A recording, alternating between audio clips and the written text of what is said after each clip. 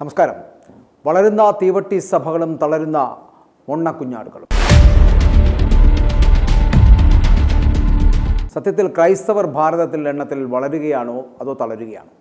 സമ്പത്തിൻ്റെ കാര്യത്തിൽ വളരുകയും എണ്ണത്തിൻ്റെ കാര്യത്തിൽ തളരുകയുമാണ് ഇവർ എന്ന കാര്യത്തിൽ യാതൊരു തർക്കവുമില്ല എന്ന് പറയട്ടെ. ഇന്ത്യയിൽ ഏറ്റവും കൂടുതൽ ആളുകൾ അവർ പിന്തുടരുന്ന മൂന്നാമത്തെ മതമാണ് ഈ ക്രിസ്തു മതം എന്ന് പറയപ്പെടുന്നത്. ഏകദേശം 28 ദശലക്ഷം അനുയായികളുണ്ട്.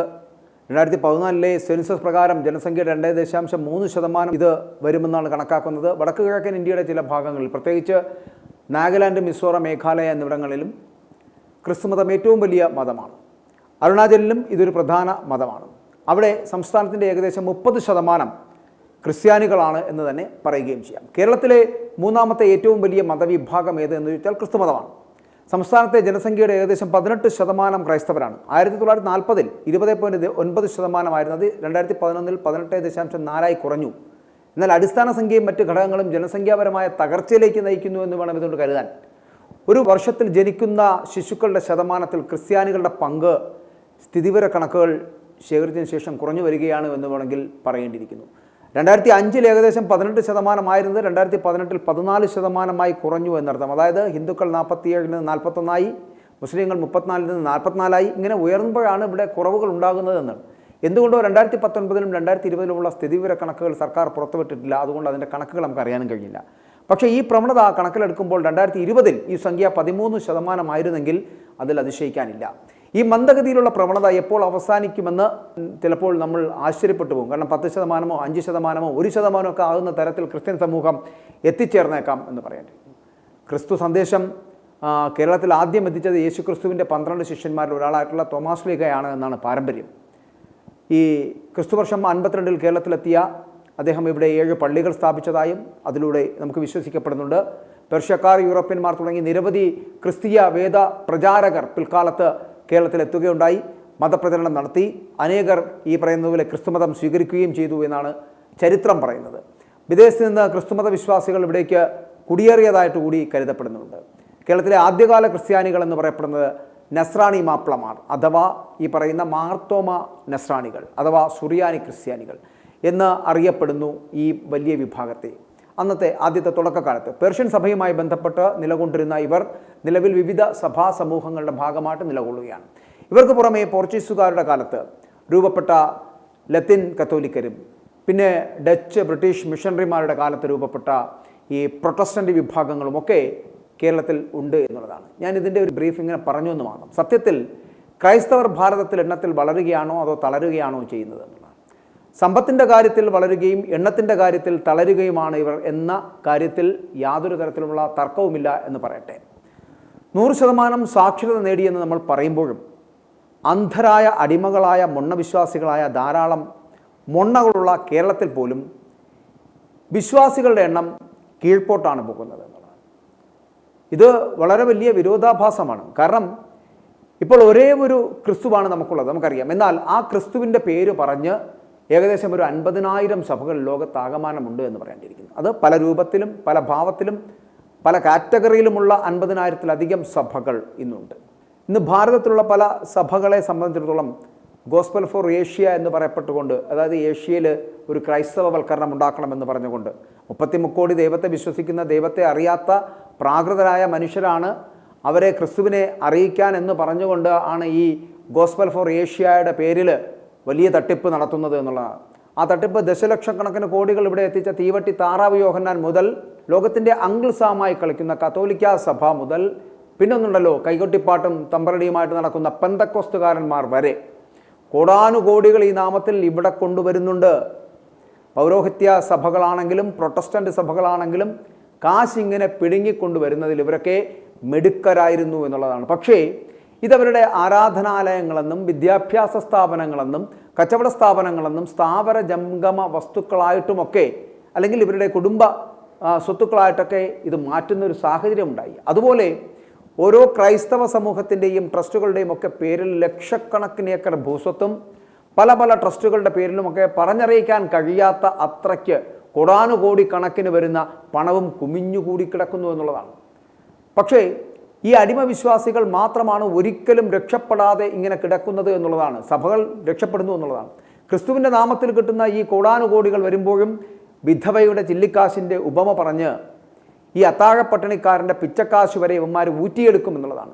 ഈ പിരിവിൻ്റെ കാര്യത്തിലും ഊറ്റലിൻ്റെ കാര്യത്തിലും സഭാ വ്യത്യാസമില്ല എന്നുള്ളതാണ്. കാരണം എല്ലാവരും മത്സരിച്ച് ഈ മൊണ്ണകളെ പിഴിഞ്ഞ് മൊണ്ണകൾ ശോഷിക്കുകയും ഈ പറയുന്ന ചവകളുണ്ടല്ലോ, ചവകൾ എന്ന് പറയുന്ന സഭകൾ വളർന്നുകൊണ്ടേയിരിക്കുകയും ചെയ്യുന്നു.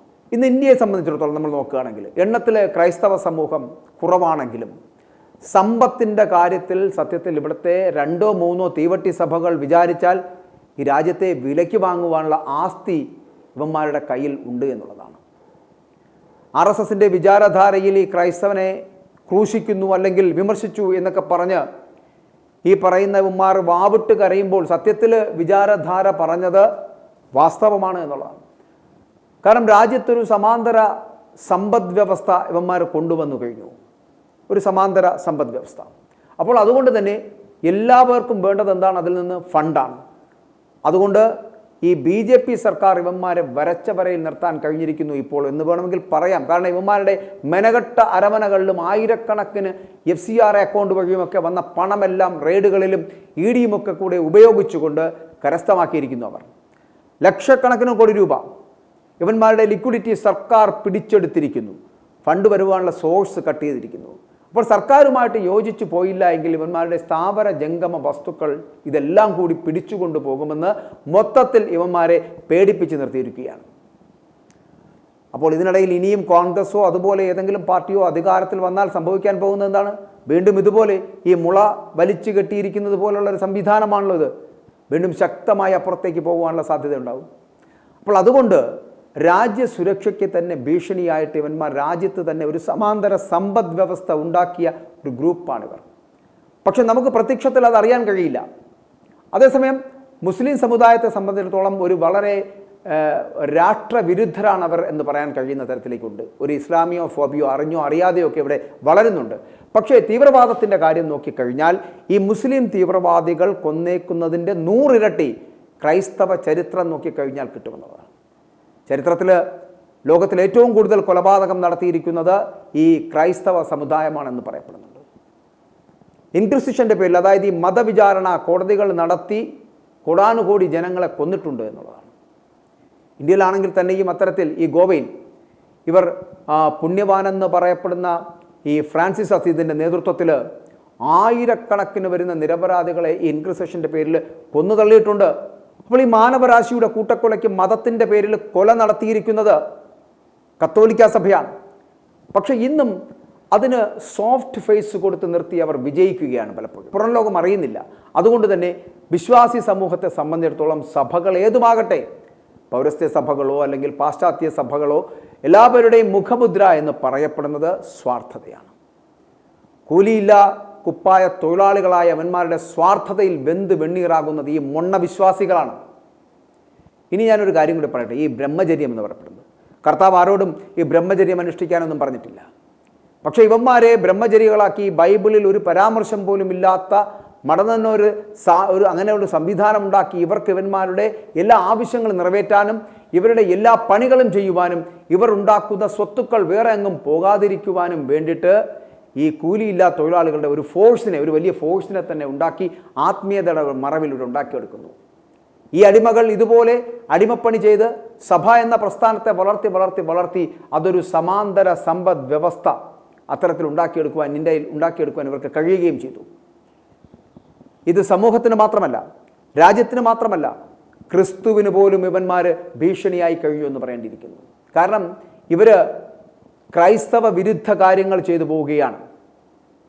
വിശ്വാസികളെ അകറ്റി ഇതൊരു പാരൽ ലോകം സൃഷ്ടിക്കുന്ന ആൻറ്റി ക്രൈസ്റ്റ് മൂവ്മെൻ്റായി മാറിക്കഴിഞ്ഞിരിക്കുന്നു. അതാണ് ഈ സഭകൾ. ഇവർ വെറും സാമ്പത്തിക ബൗദ്ധിക ലക്ഷ്യം വെച്ച് പോകുന്ന ഇവരെ നോക്കിക്കഴിഞ്ഞാൽ രാജ്യത്തെ പ്രധാനപ്പെട്ട വിദ്യാഭ്യാസ കച്ചവടം ആരാ ചെയ്യുന്നത്? ഇവരാ നിയന്ത്രിക്കുന്നത്. ആതുര സേവനം എന്ന ഓമന പേരിൽ ആരോഗ്യരംഗം ഇവരാണ് വാഴുന്നത്. ഇന്ന് രാജ്യം ഭരിക്കുന്നത് ഇവർ പ്രഷർ ഗ്രൂപ്പുകളായി മാറി ഇവരുടെ നോമിനികളാണ് ഓരോ പദവിയിലും ഇരിക്കുന്നത് എന്നുള്ളതാണ്. ചുരുക്കത്തിൽ ഭരണ സംവിധാനങ്ങളുടെ സ്റ്റിയറിംഗ് തിരിക്കുന്നത് ഈ ലോഹക്കച്ചവടക്കാരന്മാരാണ് എന്ന് പറയേണ്ടിയിരിക്കുന്നു. എന്നാൽ ഇവന്മാർ വിശ്വാസികളുടെ ഉന്നമനത്തിനായുള്ള യാതൊരു തരത്തിലുള്ള സംവിധാനവും ഇവന്മാർ ചെയ്യുന്നില്ല എന്നുള്ളതാണ്. നമ്മളൊന്ന് ആലോചിച്ച് നോക്കിയാൽ സർക്കാർ സംവിധാനങ്ങളൊന്ന് നോക്കൂ, എത്ര ക്രിസ്ത്യാനികളുണ്ട് സർക്കാർ ജോലികളിൽ. രാഷ്ട്രീയത്തിലേക്ക് നോക്കൂ, അവിടെയും ഇവർ താഴോട്ട് പോയിക്കൊണ്ടിരിക്കുന്നു.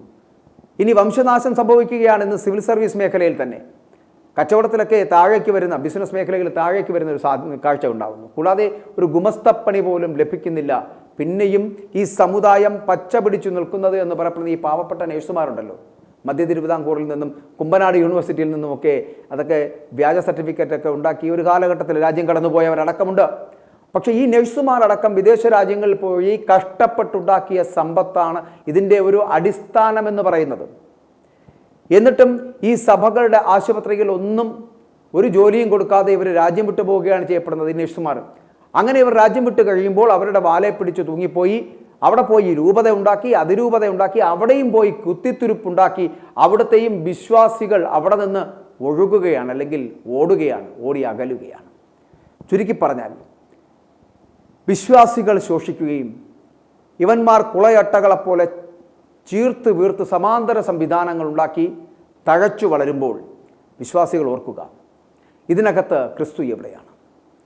എളിമയും സ്നേഹവും പറഞ്ഞ ക്രിസ്തുവിന് ഈ പ്രസ്ഥാനത്തിനകത്ത് എവിടെയാണ് റോൾ? ഇവരുടെ എന്തെങ്കിലും പ്രവൃത്തികൾ കണ്ടാൽ ക്രിസ്തു പറഞ്ഞ എന്തെങ്കിലും വചനവുമായിട്ട് ഏതെങ്കിലും തരത്തിലുള്ള ഒരു ബന്ധമുണ്ടോ? കാശ് കൊടുത്ത് കടിക്കുന്ന പട്ടിയെ വളർത്തുന്ന പോലെ ഈ മൊണ്ണ വിശ്വാസികളെ ITV ന്യൂസ് നാഴികയ്ക്ക് 40 വട്ടം പറഞ്ഞുകൊണ്ടേയിരിക്കുന്നത് എന്താണ് എന്ന് നിങ്ങൾ ചോദിക്കുമായിരിക്കും.